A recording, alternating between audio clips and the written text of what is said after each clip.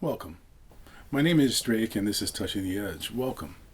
Right off the bat today, I'd like to ask you to take part in just a subtle and small practice with me. I'm asking you just to be in contact with your body. Just rub your hands, slow your breathing down. Just do it right now. Slow the breathing down and notice elements that come with slowing the breath.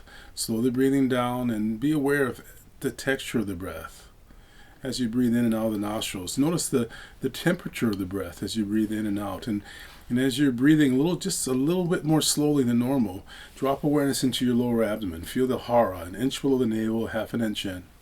Some people call it the lower dantian. Notice the hara and your breath at the same time. Slow the breathing down and notice your lower abdomen. And open your awareness. Just be aware of subtlety. Breathing slowly and easily.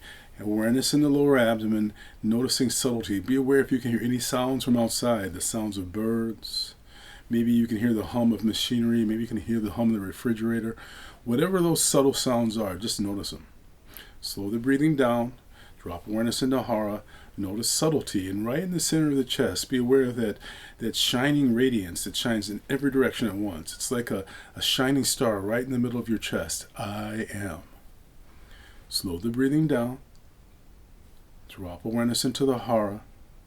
Notice subtlety and be aware of that phrase, I am. And just keep with that rhythm of the breath. And as you're keeping that rhythm of the breath, breathing slowly and easily, I'm going to ask you to access your mind's eye. Just be aware of darkness. Imagine deep, deep darkness. Keep breathing slowly and easily. And as you're breathing, noticing this imaginary darkness, but in that darkness, allow yourself to find a light, an imaginary light, a single candle burning in the darkness. Breathing nice and easy. That candle is fluctuating. It's almost fluctuating so much that it seems as though it might blow out. You can even imagine the sound of that candle as it fluctuates in the wind. Now, as you're breathing slowly and easily, imagine breathing into that candle and stabilizing the flame. Keep breathing slowly and easily.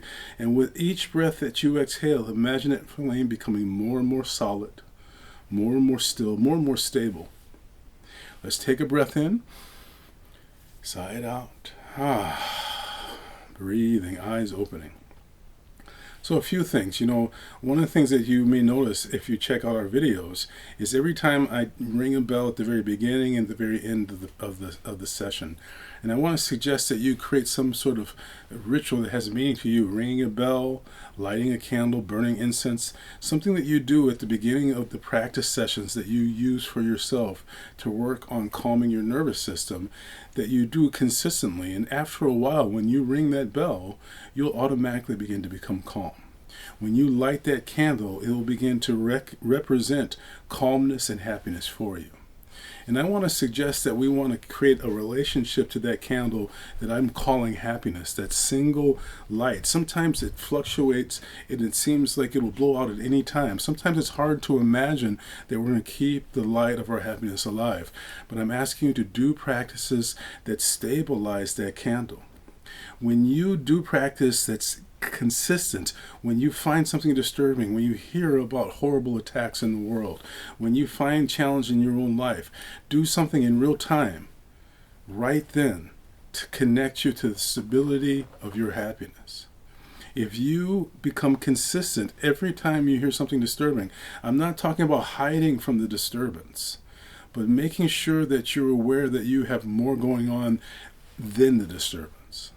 Connect yourself in real time to some basic practice of calming and grounding, or adding an improvement to your life. Maybe adding improvement to fitness, or improving your life by being connected in community, calling someone and supporting them.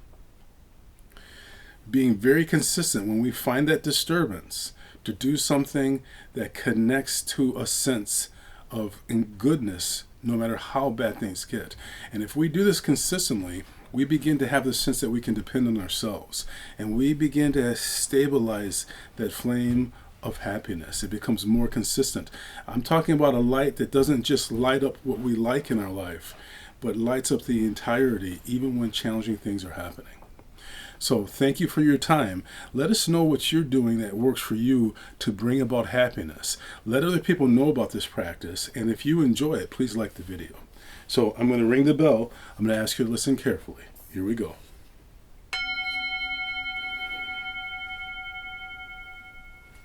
The best thing you can do for the world is connect to joy and shine from that joy in that radiant happiness so that you become a light in the darkness. I bring my hands and bow to you. Namaste. Thank you.